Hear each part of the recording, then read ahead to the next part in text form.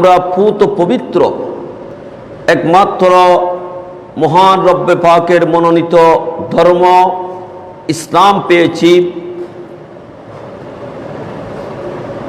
যাদের কোরবানির বিনিময়ে ইসলাম আমরা পেয়েছি। এই নিয়ে আজকে আলোকপাত হবে, আলোচনা হবে। কারণ এই মাসের মধ্যে ওই মহান দুই জাত পাকের সম্পর্ক রয়েছে মাসের সাথে। একজন হচ্ছেন আতাউর রসুল মাইনুল মিল্লাত ওয়াদ দ্বীন শেখুল ইসলাম ওয়াল মুসলিমিন, আওলাদ রসুল প্রখ্যাত ইসলাম প্রচারক, যার কোরবানির বিনিময়ে পাক ভারত উপমহাদেশে হিন্দুস্তানের নাম পরিবর্তন হয়ে ইসলামাবাদ হয়েছে। ইসলামের আলোকবর্তিকা প্রজ্বলিত হয়েছে। ওই জাত পাকের নাম হলো খাজা মুঈনুদ্দিন হাসান সঞ্জরি রহমতুল্লাহ তাআলা আলাইহি। চিৎকার দিয়ে বলুন সুবহানাল্লাহ। আর আমাদের বাংলার গরিব নমাজের মদিনার ইসলাম, সত্যিকার ইসলামের দাওয়াত নিয়ে গরিব নমাজ বাংলার জমিনে, হিন্দুস্তানের জমিনে যে নিয়ামত আমাদেরকে দিয়েছেন, ওই নিয়ামতের উপর, ওই সঠিক ইসলামের উপর, ওই আহলে সুন্নাত ওয়াল জামাতের আকীদার উপর হাজার হাজার পোকা মাকড় মাছি বসে বাতিলরা ওই সত্যিকারের আহলে সুন্নাতের উপর যখন আক্রমণ শুরু করেছিল, ক্ষত বিক্ষত করেছিল, আঘাতের পর আঘাত যখন সত্যিকার আহলে সুন্নাত ওয়াল জামাতের উপর ওরা করতে লাগলেন, ঠিক ওই সময়ে আল্লাহ আমাদের ঈমান আকীদাকে, যার কোরবানি ত্যাগ রক্তের বিনিময়ে হেফাজত করেছেন, উনি হচ্ছেন ইমামে আহলে সুন্নাত গাজিয়ে দ্বীন ও মিল্লাত হুজুর সৈয়দনা আজিজুল হক শেরে বাংলা রহমতুল্লাহ আলাইহি। জুড়ে বলুন সুবহানাল্লাহ। এ কথা তো সত্য।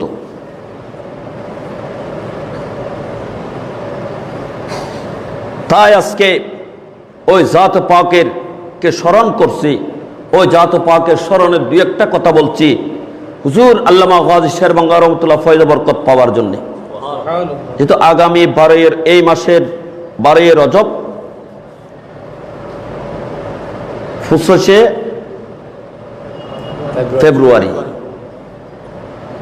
হুজুর গাজী শের বাংলা রহমতুল্লাহ আলাইহির ওরস শরীফ এবং আহলে সুন্নাত ওয়াল জামাতের উলামায়ে কেরামের মিলন মেলা হবে। জোরে বলেন না সুবহানাল্লাহ। উলামায়ে কেরামের মিলন মেলা হবে। এখানে পাবলিকের চাইতে আলেমের সংখ্যা বেশি। বড় বড় বুজুর্গ উলামায়ে কেরাম ওইখানে তশরিফ আনেন, হুজুরের জিয়ারত করেন। আগামী হয়তো বৃহস্পতিবার, আমি গতকাল দরবারে জিয়ারত করেছি। দরবারের হুজুরের বড় শাহজাদা মুজাহিদে মিল্লাত পরম শ্রদ্ধাভাজন শাহজাদা শের বাংলা রহমতুল্লাহ আলাইহি হুজুর আল্লামা আমিনুল হক আল কাদেরী মুদ্দাজিল্লুর বড় শাহজাদা, ওনার সাথে আমার সাক্ষাৎ হয়েছে, জিয়ারত করেছি এবং দরবারের কিছু খেদমতের উদ্দেশ্যে দরবারের কিছু পোস্টারও আমি নিয়েছি, আমি গোলাম লাগানোর জন্যে। যদি শের বাংলা রহমতুল্লাহ আলাইহি নজর হয়, ওই দরবারের যিনি মসজিদে খেদমতে রয়েছেন, দরবারে খেদমতে রয়েছেন আমার অত্যন্ত স্নেহাস্পদ জনাবে মৌলানা মোহাম্মদ তাজুল ইসলাম, ওনার সুবাদে আগামী বৃহস্পতিবার আল্লামা শের বাংলা রহমতুল্লাহ আলাইহির ওরস শরীফ উদযাপিত হবে। জোরে বলুন আলহামদুলিল্লাহ। শায়েরে সেজন্য শায়েরে বলতেছেন, জানো কি জানতে পারো, বুঝো কি বুঝতে পারো, জানো কি জানতে পারো, বুঝো কি বুঝতে পারো, এ বাংলাতে সুন্নিয়তকে জিন্দা করলো কে? এ বাংলাতে সুন্নিয়তকে জিন্দা করলো, সুন্নি নামে সুন্নিদেরকে জাগিয়ে দিল কে? সুন্নি নামে সুন্নিদেরকে জাগিয়ে দিল কে? এসব কিছু আজিজুল হক শেরে বাংলার দান, এসব কিছু আজিজুল হক শেরে বাংলার দান। জানো কি জানতে পারো, বোঝো কি বুঝতে পারো, এ বাংলাতে সুন্নিয়তকে জিন্দা করলো কে? এ বাংলাতে সুন্নিয়তকে জিন্দা করলো কে? সুন্নি নামে সুন্নিদেরকে জাগিয়ে দিল কে?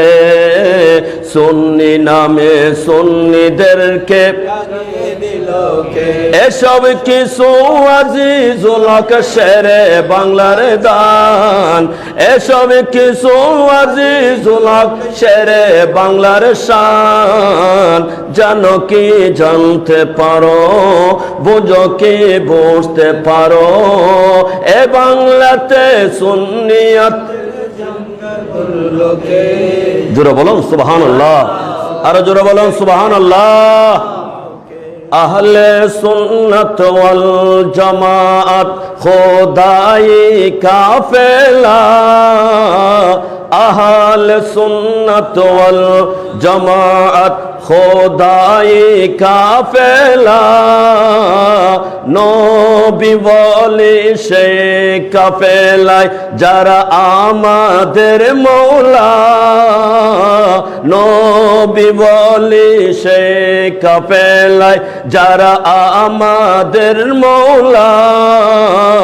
আহলে সুন্নাত ওয়াল জামাত খোদাই সিদ্দিক উমর উসমান হায়দার খোদার বন্ধুরা, জোরে বলুন সুবহানাল্লাহ। সিদ্দিক উমর উসমান হায়দার খোদার বন্ধুরা, আমরা তাদের উত্তর সরে, আমরা তাদের উত্তর সরে এক একজন শেরে বাংলা। আমরা তাদের উত্তর সরে এক একজন শেরে বাংলা। আহলে সুন্নাত ওয়াল জামাত খোদাই, জোরে বলুন সুবহানাল্লাহ। যার নুন খেয়েছি তার গুণকীর্তন করতে হবে। এটা আমার কথা নয়, এটা আল্লাহ পাক রব্বুল আলামিন বলতেছেন, লাইন শাকারতুম লাযিদান্নাকুম ওয়া লাইন কাফারতুম ইন্না আযাবি লাশাদীদ। যে ব্যক্তি আল্লাহর কৃতজ্ঞতা প্রকাশ করবে, আল্লাহর শুকরিয়া আদায় করবে নিয়ামত পাওয়ার পর, ওই মহান প্রভু নিয়ামতের শুকরিয়া করার কারণে ওই বান্দার নিয়ামতে একবার আলহামদুলিল্লাহ বলেছে। আল্লাহ তুমি গরিব নওয়াজ উসিলে আমাদেরকে মুসলমান বানিয়েছো, আল্লাহ গরিব নওয়াজের উসিলে আমাদেরকে আজকে তুমি ভ্রান্ত মতবাদ থেকে সত্যিকার জান্নাতি দলে এনেছো। আল্লাহ গাজী শের বাংলার রক্তর বিনিময়ে তুমি আমাদেরকে নবী ওয়ালির পথে থাকার তুমি আমাদের পথকে সুগম করেছো। আল্লাহ তোমার দরবারে শুকর আলহামদুলিল্লাহ বলেছি একবার। মহান আল্লাহ বলে তুমি একবার শুকরিয়া করেছো, আমি তোমার নিয়ামতকে কোটি গুণ বৃদ্ধি করে দেব। সুবহানাল্লাহ। সুতরাং এই কথা আমরা ভুলে গেলে চলবে না। সাথে সাথে আমাদের সরকার বাহাদুরকে আমরা অসংখ্য মোবারকবাদ জানাই। বর্তমান সরকার বাহাদুরকে মহামান্য রাষ্ট্রপতি, মহামান্য প্রধানমন্ত্রী, বাংলাদেশের সংসদের ক্যাবিনেটকে, সর্বস্তরের সমস্ত সরকারি কর্মকর্তাদেরকে আমরা সাধুবাদ জানাই, মোবারকবাদ জানাই। একটা বড় সুখবর আমাদের জন্যে, বর্তমান সরকারের পক্ষ থেকে আল্লাহ আমাদেরকে দিয়েছেন শেরে বাংলার গোলামি আল্লাহর দরবারে কবুল হয়েছে, গরিব নওয়াজের কোরবানি কবুল হয়েছে, গৌসুল আজম ভান্ডারীর কোরবানি কবুল হয়েছে, ইমাম আহলে সুন্নাত আল্লামা হাশিমি রহমতুল্লাহ আলাইহির কোরবানি কবুল হয়েছে, শেরে মিল্লাত আল্লামা নঈম শাহ হুজুরের গোলামি কবুল হয়েছে, পেশওয়া আহলে সুন্নাত আল্লামা কাদরী শাহ হুজুর রহমতুল্লাহ আলাইহির কোরবানি কবুল হয়েছে, আমিনুল মিল্লাত আল্লামা আমিনুল ইসলাম হাশিমি রহমতুল্লাহ আলাইহির কোরবানি কবুল হয়েছে, হযরতে আল্লামা সৈয়দ মোহাম্মদ নুরুল মুনাব্বরের কোরবানি কবুল হয়েছে। যারা সারা জিন্দেগি মাঠে ময়দানে যেই নবীর মিলাদের পক্ষে নিয়ে শের বাংলা আপনার মাথাকে দ্বিখণ্ডিত করেছে, রক্ত দিয়ে বাংলার জমিনকে লাল লাল করে দিয়েছে, আল্লাহর আউলিয়া ইকরাম যেই নবীর মিলাদুন নবীর পক্ষে গিয়ে কত বিক্ষত হয়েছে বাতিলের আক্রমণে, আজকে ওই জমিন আজকে খুশি নাচ করতেছে, ওই জমিন আজকে চিৎকার দিয়ে আল্লাহর দরবারে শুকরিয়া আদায় করতেছে আশিক রাসূল। কারণ বর্তমান সরকারের সংসদের ক্যাবিনেট থেকে, রাষ্ট্রপতি থেকে শুরু করে মহামান্য প্রধানমন্ত্রী থেকে শুরু করে সমস্ত মন্ত্রী পরিষদ একমত একজোট হয়ে আল্লাহর কহর আর গজব থেকে বাঁচার জন্য একটি উপায় বের করেছে, যে মিলাদুন নবীকে রাষ্ট্রীয়ভাবে মর্যাদা দিয়েছে। আরো জোরে বলেন না আলহামদুলিল্লাহ, আরো জোরে বলেন আলহামদুলিল্লাহ। মিলাদুন নবী সাল্লাল্লাহু তাআলা সাল্লামকে রাষ্ট্রীয়ভাবে কি দিয়েছে? মর্যাদা দিয়েছেন। অর্থাৎ মিলাদুন নবী এমন একটি বড় পুণ্যময় সোয়াবের নেকির আমল, বর্তমান সরকার এই কথা বুঝিয়ে দিয়েছেন। যা হয়েছে, যা হচ্ছে, যা হবে কিয়ামত পর্যন্ত সবকিছু নবীর উসিলায়। সবকিছু কার উসিলায়? আমার পেয়ারা নবীর উসিলায়। ওই নবীর উসিলায় আমি হয়েছি, আপনি হয়েছেন, সব পেয়েছি। ওই নবীর মিলাদুন নবীকে আমরা আর নিচে রাখতে চাই না, আমরা মাথায় নিতে চাই। আল্লাহ বলে, দেখুন এই বাংলার জমিনের আশিক রাসূল স্মরণ রাখুন, এই ঘোষণার পর দেখবেন এই বাংলার জমিন আল্লাহর রহমত কিভাবে কিভাবে বর্ষণ হচ্ছে। তার একটা উজ্জ্বল দৃষ্টান্ত অন্যান্য বড় বড় রাষ্ট্রের মধ্যে, যেখানে একটা টিস্যু পর্যন্ত পরীক্ষা করে, যেখানে একটু পানি পর্যন্ত ঘরের মধ্যে, ঘরের পরিবারের মধ্যে 4-5 জন এবং রাষ্ট্রের মধ্যে দলে দলে মানুষ করোনা আক্রান্ত হয়ে মৃত্যুবরণ করতেছে। কিন্তু মহান প্রভুর দরবারে শুকর যে বাংলার জমিনে অত মানুষ মারা যায় নাই, করোনা আক্রান্ত হয় নাই। যে কারণ হবে কিভাবে? আল্লাহ বলে, আমি কোথায় করোনা দেব? সব দিকে তো দেখতেছি প্রতি রাত প্রতিদিন 24 ঘন্টার মধ্যে আমি আমার পেয়ারা নবীর জুলুস চলতেছে, আমার নবীর দরুদ চলতেছে, আমার আউলিয়া কিরামের শান বর্ণনা চলতেছে। সুতরাং আমার বন্ধুর যেখানে জিকির হবে, আমি আল্লাহ এখানে বিপদ আপদ করোনা দিতে পারি। একটু কথা মনে রাখবেন, এখানে নবীরা না জিকির হচ্ছে, নবীরা না আলোচনা হচ্ছে, তা আল্লাহ কেন খুশি হয়েছেন? গভীর মনোযোগ, এগুলো গভীর কথা। যেমন লা ইলাহা ইল্লাল্লাহ, এখানে শুধু কার কথা আছে? খুব গভীর মনোযোগ, এখানে শুধু কার কথা আছে? আল্লাহর কথা আছে। তো এখানে শুধু কেউ যদি লা ইলাহা ইল্লাল্লাহ বলে, উনি পরিপূর্ণ মুমিনে কামেল হবে মাতেন না? পরিপূর্ণ মুমিনে কামেল হবে না। যদি কেউ শুধু কলমা পুরোটা না পড়েও যদি বলে মুহাম্মদুর রাসূলুল্লাহ, এটা বললে উনি ঈমানদার হবে। কারণ প্রথম মিসরার মধ্যে শুধু আল্লাহর নাম আছে, তাওহীদ। দ্বিতীয় মিসরার মধ্যে আল্লাহর নামও আছে, নবীর নামও আছে। মুহাম্মদুর রাসূলুল্লাহ তো আল্লাহর নাম আগে আসতেছে তরজমা করার সময়। মহান রব্বুল আলামিনের রসুল, আল্লাহর রসুল। রসুল কার? নবী কার? নবীকে সৃষ্টি করেছেন কে? নবীকে প্রেরণ করেছে কে? তাহলে নবীর কথার আগে আল্লাহর কথা আসতেছে নবীর কথা বলতে গেলে, তাহলে মুহাম্মদুর রাসূলুল্লাহ বললো ইমানদার হয়ে যাবে। কারণ এখানে আল্লাহ আছে, রসুলও আছে। অনুরূপ ভাবে যেখানে নবীর জিকির হয় সেখানে আল্লাহর জিকির চলে আসে। ওয়াজ করার সময় যেমন আমি এখন শুরু করেছি আলহামদুলিল্লাহ রাব্বিল আলামিন, বলি নেই? সমস্ত বক্তারা আলহামদুলিল্লাহ রাব্বিল আলামিন বলে কিনা? আর অন্য কেউ বলে নাহমাদুহু ওয়া নাস্তাঈনুহু ওয়া নাস্তাগফিরুহু ওয়া নুমিনু বিহি, একই আল্লাহর তারিফ, এগুলো সব আল্লাহর তারিফ। আচ্ছা যদি বলেন না হুজুর এগুলো তো মিলাদুন নবীর মধ্যে না আল্লাহর তারিফ হয়, ওরসের মধ্যে তো, ওরসের মধ্যে ওয়াজ করতে গেলেও তো প্রথমে তো আল্লাহর তারিফ। বাহ বাবা, জোরে বলেন না সুবহানাল্লাহ। যা কিছু আপনি শুরু করেন, খতমে গৌসিয়া বলুন, খতমে শেফা বলুন, খতমে আলিয়া বলুন, খতমে ইউনুস বলুন, খতমে জালালি বলুন, খতমে মজমুআয়ে সালাওয়াত রাসূল বলুন, খতমে সহিহ বুখারী শরীফ বলুন, নবীর মিলাদুন নবী বলুন, আল্লাহর আউলিয়া কিরামের উরুস বলুন, আপনি যা কিছু করেন না কেন প্রথমে বিসমিল্লাহ বলতে হবে, প্রথমে আল্লাহর তারিফ আলহামদু দিয়ে শুরু করতে হবে, প্রথমে আল্লাহর তারিফ, তারপর হবে সৃষ্টির তারিফ। জোরে বলেন সুবহানাল্লাহ। এগুলো বুঝতে হবে বাবা।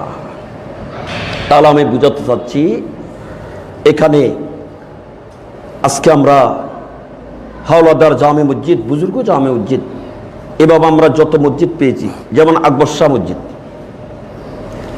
মসজিদের কথা আসলে তাজিমটা আগে আকবর শাহর দিকে চলে যায়, ঠিক না বে ঠিক? আকবর শাহ মসজিদ অন্য মসজিদ দর্শক আছে না নেই? আল্লাহর ঘর এটা ঠিক আছে, কিন্তু ওই মসজিদের সাথে যখন আল্লাহর ওলির সাথে সম্পর্ক হয়েছে তখন সবাই এদিকে ঝুঁকে পড়েছে, ঠিক কিনা? ওইখানে কি পড়েছে? ঝুঁকে পড়েছেন। ইয়ার তো একটা কথা মনে হতেই, আরে গোয়েন শেখ 70 টিয়া দিই মসজিদুল্লাহ দিয়া বিশ্বমত নতুন চাই দিয়ন পরে দান টান করি নতুন টিয়া দিয়ন পরে কি আর রাইবে গোমান বাজারে। সুতরাং যখন ওই জায়গার সাথে কোনো মহান ব্যক্তির সাথে সম্পর্ক হয়ে যায়, এটার কবুলিয়তের গ্যারান্টি আরো বেড়ে যায়। কবুলিয়তের গ্যারান্টি, আপনি কোনো অফিসে ঢুকলে কেউ যদি দফাদার চৌকিদার আপনাকে রাখেন, ওখানে বসেন, আপনাকে তো চিন্তা নেই, এখানে বসেন, বসে থাকো, ওখানে সিরিয়াল লাগবে। যখন বলে এখানে এখানে এদিকে আসেন, আপনি কি? আমি ওনার খালতো ভাই। জি স্যার, আসসালামু আলাইকুম, আমি চিনতে পারিনি আপনাকে, চলেন চলেন, ওরা তাক আপনাকে। আল্লাহু আকবার। অনুরূপ ভাবে যে জায়গার সাথে আল্লাহর বন্ধুদের সম্পর্ক থাকবে, তখন আপনি যখন এখানে বন্ধুর পরিচয় দিবেন আল্লাহর দরবারে, তখন আপনার দামও বেড়ে যাবে। জোরে বলুন সুবহানাল্লাহ। সুতরাং উপমহাদেশে হিন্দুস্তানে যিনি ইসলাম এনেছেন উনি হচ্ছেন খাজা গরিব নওয়াজ মঈনুদ্দিন আজমিরি। ইতিহাস সাক্ষী, কিতাব সাক্ষী। হুজুরের জীবনী কেরামতের মধ্যে বলতেছেন খাজা গরিব নওয়াজ 90 লক্ষ, কয় লক্ষ? 90 লক্ষ মতান্তর 1 কোটি, 1 কোটি মুক্তি পূজারীকে, যারা আল্লাহর নাম শুনতে পারত না, যারা আল্লাহর দিকে আল্লাহকে সিজদা করে নাই, যারা সারা জিন্দেগি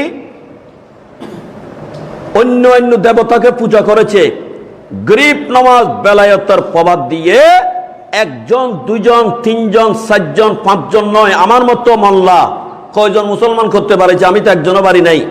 আল্লাহর ওলি বেলায়েতের প্রবাদ দিয়ে 1 লাখ 2 লাখ 3 লাখ 4 লাখ নয়, 90 লক্ষ মতান্তরে 1 কোটি মুসলিমকে আল্লাহর কুদরতের কদমে এনে সিজদার মধ্যে ফেলে দিয়েছেন। জোরে বলুন সুবহানাল্লাহ। ওনার কথা না বলে কার কথা বলবো? ওনার তারিফ না করে কার তারিফ বলবো? যেমন গরিব নওয়াজ, কিভাবে শরীয়তের ইলম লাগবে, তরিকতের ইলম মাথার না, শরীয়ত লাগবে। একটা বল জ্বলতে হলে 2টা লাগবে, নেগেটিভ পজিটিভ, দুটো তারের সমন্বয়ে ওই বলটা কি হবে? জ্বলবে, আলোকিত হবে। যদি ডাইরেক্ট লাইন দেন তখন ফুটে যাবে। আমাদের এখানে ডাইরেক্ট পার্টি কতগুলো আছে না, কথা না, আমাদের সাথে ডাইরেক্ট আল্লাহর সাথে সম্পর্ক। শয়তানের ডাইরেক্ট আল্লাহর সাথে সম্পর্ক করতে গিয়ে আল্লাহ কি বলেছেন? আবা ওয়াস্তাকবারা ওয়া কানা মিনাল কাফিরিন, লানাতুর বরখা হয়েছে ডাইরেক্ট আল্লাহর সাথে। শয়তানে বলতো আমার কোনো নবী ওলির দরকার নাই, ডাইরেক্ট আপনার সাথে আমার সম্পর্ক। আল্লাহ বলে তুমি বিয়াদব, তুমি আমার সৃষ্টি, তুমি আমার নবীকে বাদ দিয়ে আমার দরবারে আসবে? বাবা বাবা, যে নবী ছিলে তোমাকে আমি সৃষ্টি করেছি, তুমি বিয়াদব। তখন লানতের বরকা, তাকে কিয়ামত পর্যন্ত অভিশপ্ত, অভিশপ্ত। আউযু বিল্লাহি মিনাশ শাইতানির রাজিম। আমরা শয়তান থেকে পানা চাই, অভিশপ্ত শয়তান থেকে। শুধু শয়তান ন, একটা কথা লাগাতে হবে কি, অভিশপ্ত। গরিব নওয়াজ শরীয়ত তরিকত দুনোজনের সমন্বয়ে নেগেটিভ পজিটিভ, শুধু একটা দিয়ে চলবে না। সাগরিদদের নিয়ে বের হয়েছেন সফরে, দেখতেছেন কিছু মুক্তি পূজারীরা পূজা করতেছে, তেল প্রজ্বলিত করেছে। 700 বছর গরিব নওয়াজ ব্রাহ্মণকে ডাকলেন, এদিকে আসো, এগুলো কি করতেছো? বললেন আমরা আগুন পূজা করতেছি। কি পূজা? মাতন না, কি পূজা? আগুনকে আমরা পূজা করতেছি। কেন? খুব গভীর মনোযোগ। কেন? বললেন এই আগুন আমাদেরকে নরকে জ্বালাবে, এই আগুন আমাদেরকে নরকের শাস্তি দেবে। আমরা নরকের আগুন থেকে বাঁচার জন্য দুনিয়ার মধ্যে তাদেরকে কি করতেছি? পূজা করতেছি। আমার দাদা করেছেন, আমার বাবা করেছেন, আমার বড় আব্বা করেছেন, এভাবে আজকে কয় বছর? বললেন 700 বছর। খুব গভীর মনোযোগ। কয় বছর?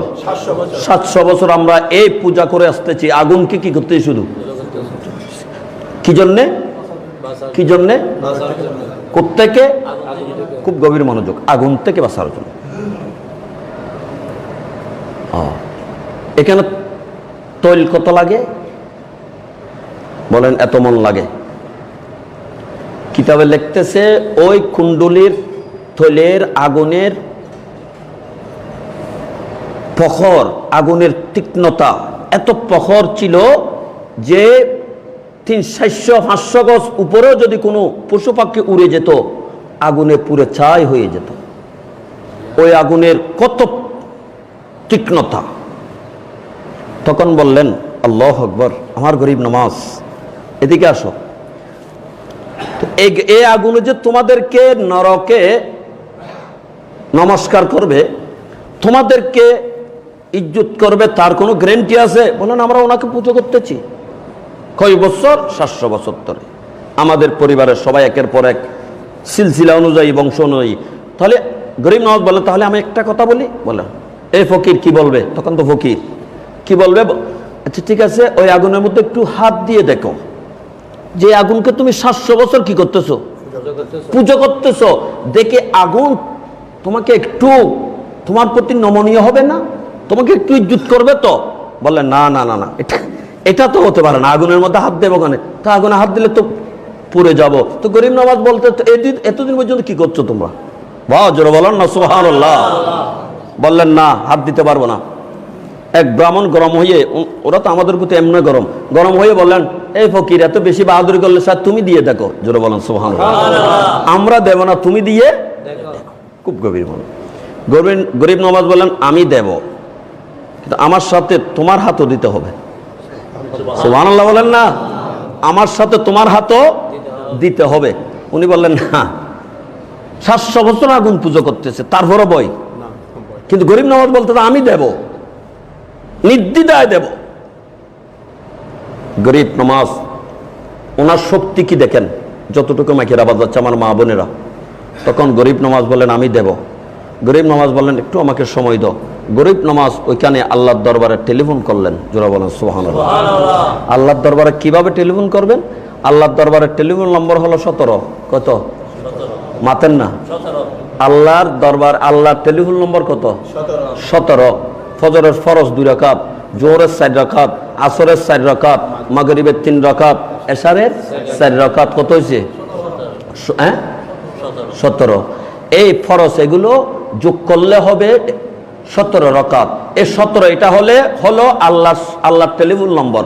অর্থাৎ আপনি যদি 5 বার নামাজ পড়েন, আল্লাহর সাথে আপনি 5 বার আল্লাহর সাথে টেলিফোনে কথা বলতেছেন। জোরে বলেন না সুবহানাল্লাহ।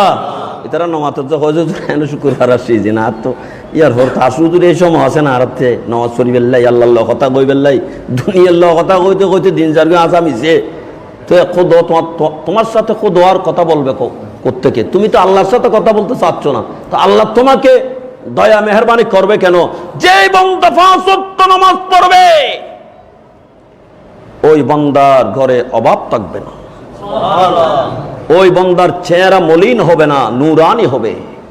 ওই বান্দার ছেলে সন্তান নাফরমান হবে না, আল্লাহর প্রিয় বান্দা হবে।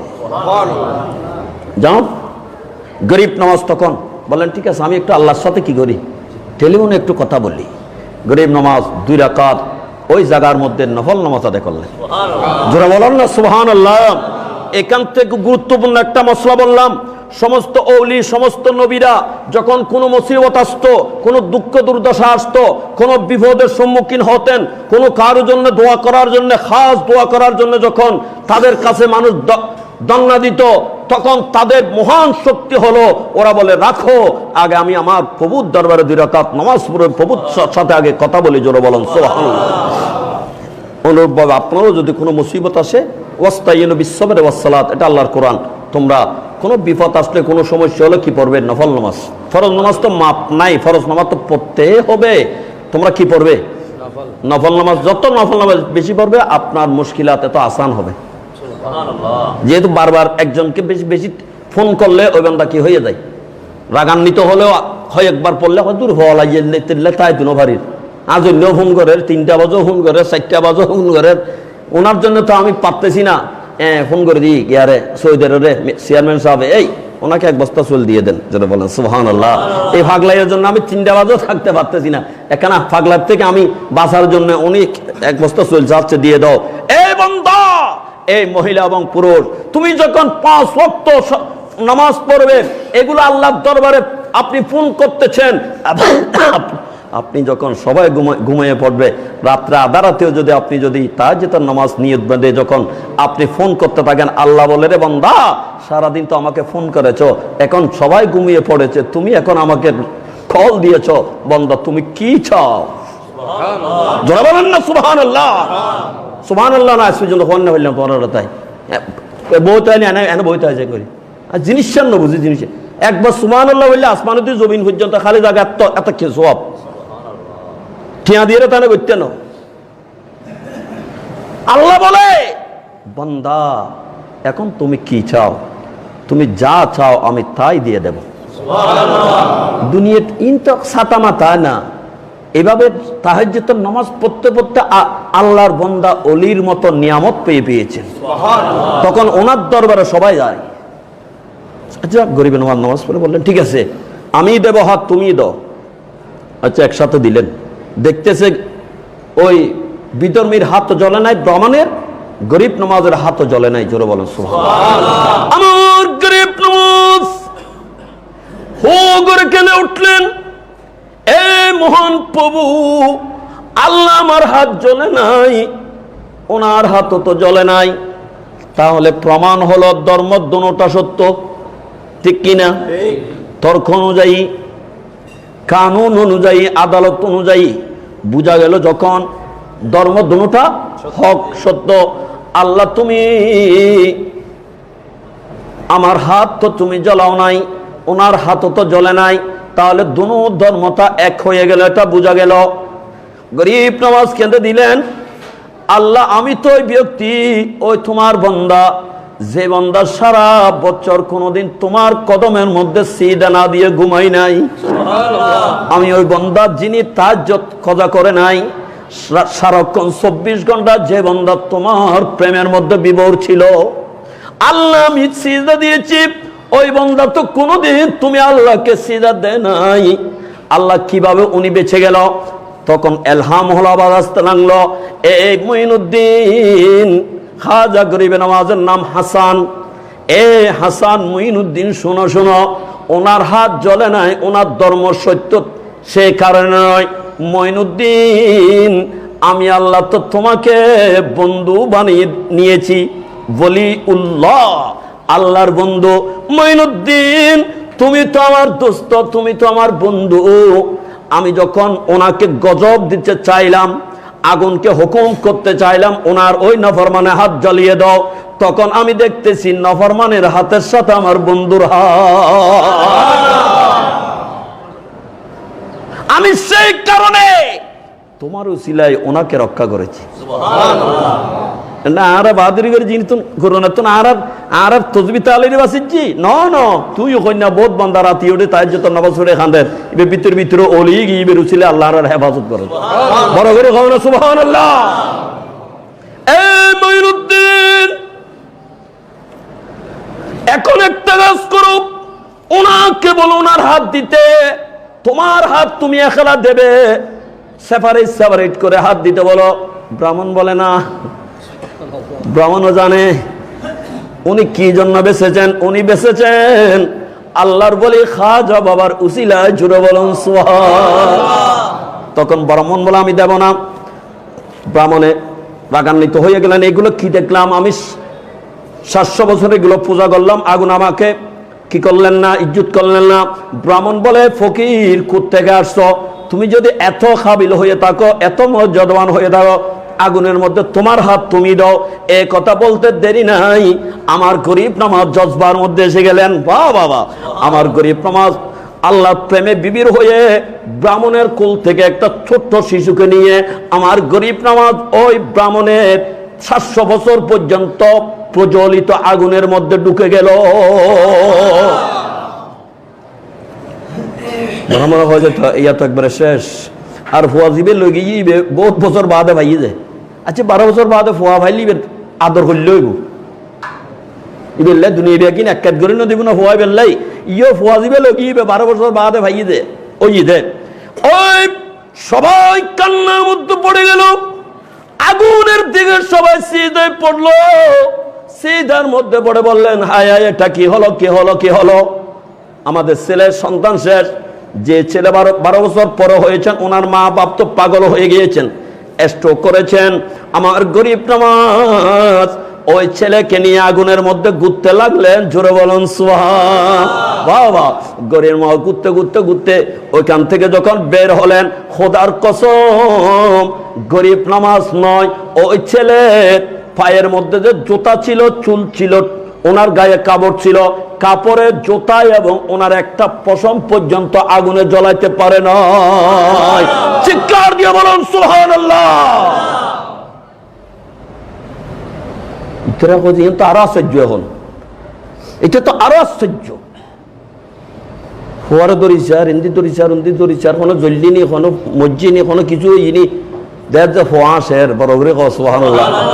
ফোয়া শের ফোয়া বললেন, হুজুর আপনি এটা কি করলেন? হয়তো ওনাকে জিজ্ঞেস করো না, সুবহানাল্লাহ বলেন না। উনি তো শিশু, হয়তো উনি আসতেছে, বুঝতেছো না? অর্থাৎ দুনিয়ার থেকে আরো বড় আরামদায়ক আমি যেখানে আগুনে ঢুকি, যেখানে তো আরো আরাম। সেজন্য তো এই ছেলে হাসতেছে, তোমরা বুঝতেছো না? হুজুর আগুনে কিছু করে না আপনাকে? হচ্ছে না, আমার তো খরম জ্বলাতে পারে নাই জুতা, ওই ছেলেকে তো কিচ্ছু করতে পারে নাই। কিতাবের মধ্যে আছে ওই কারামত দেখে তৎকালীন তৎসময়ে প্রায় 300 ব্রাহ্মণ সহ বিধর্মী একসাথে আল্লাহর নবীর আওলাদ গরিবের নামাজের হাতে কলমা পড়ে দিয়েছে, লা ইলাহা ইল্লাল্লাহু মুহাম্মাদুর রাসূলুল্লাহ। তো ওনার কথা না বলে কার কথা বলবো? জোরে বলেন না সুবহানাল্লাহ। সুতরাং ওনার মিশন, ওনার ওই আকীদা, ওনার ওই ফয়জ আমরা যার বাংলার খাজা হযরত শেরবাংলা রহমাতুল্লাহর হাত থেকে পেয়েছি। আগামী 12 তারিখ, 12 রজব, 25 তারিখ গরিব আমার শেরবাংলা রহমতুল্লাহ আলাইহি, আজিজুল হক শেরবাংলা রহমতুল্লাহ আলাইহি ওরস পাক। আপনার সবাই ওরস পাকের মধ্যে যাবেন। শেখ হুজুর বলে গিয়া করেননি সকারাত চলে তো সকারাত চলে মানুষের কারা দুর্বল না যায় না, কি হয়ে যায়? মাতো না তোমার হাতে তো গাল ঘুরে দিও ওখানে খাবাই আছি সমত কইম, মানুষের তো দুর্বলে যাই, তো এত কথাবার্তি না হয়, এনে চোখ ফাগাইতে হয়, চাইতে হয়। তো একজনা খানা যাই হজুর আপনি তো সারা জিন্দেগি বাতিলের বিরুদ্ধে হুঙ্কার দিয়েছেন, এখন আপনি যদি মৃত্যুর বিছানায় যদি এইভাবে লাজবাব হয়ে যদি মরে যান, বাতেরলা বলবে শেরবাংলা মুখ বন্ধ হয়ে মারা গেছে। হাই হাই, ওনার জবান বন্ধ হয়ে বোবা হয়ে মারা গেছে। তখন ওরা কিতাব লিখবে, মাঠে ময়দানে বলবে। এ কথা বলতে দেরি নাই, শেরবাংলা শিক্ষার হুঙ্কার দিয়ে ওই মৃত্যুর বিছানা থেকে দাঁড়িয়ে বলে, হে বিয়াদব, কি বলতেছ? আমি কি বোবা হয়ে গেছি? আমি তো নবীর গোলাম, মাই তো বিমারে নবী হো, আমি তো নবীর গোলাম। আমি মৃত্যুর ভয়ে আমার রোগ শিরা ছিঁড়ে গেছে তাই নয়, আমি বোবা হয়ে গিয়েছি তাই নয়, তোমরা তো দেখতেছ না আমি চোখ, তখন একটা চোখ শেরবাংলার বন্ধ হয়ে গিয়েছে, একটা খোলা ছিল। মৃত্যুর কিছুক্ষণ পূর্বে শেরবাংলা বলতেছেন, আমি মৃত্যুর বিছানা থেকে পেয়ারা নবী মদিনা শরীফ থেকে আসতেছে, আমি রসুলকে দেখতেছি, পেয়ারা নবীকে দেখতেছি, হয়াতুন নবীকে দেখতেছি, নবীকে নবীকে, নবীর উপর দুরূদ শরীফ পড়তেছে, তোমরা দেখতেছ না? এটা শেরে বাংলার নবীর গোলাম, নবীর একটা আদানা গোলাম, রিকশাওয়ালা, ঠেলাগাড়ি বলো, মৃত্যুর বিছানা কখনো বোবা হয়ে মরতে পারে? ওই শেরে বাংলার ওরস আগামী 12 রজব আপনারা সবাই যাবেন, ইনশাআল্লাহ আমরাও যাব। আমাকে একটু দোয়া করবেন। আজকে আল্লাহ পাক রব্বুল আলামিন আমাদের এই খেদমতকে আল্লাহ কবুল করুক। আমিন।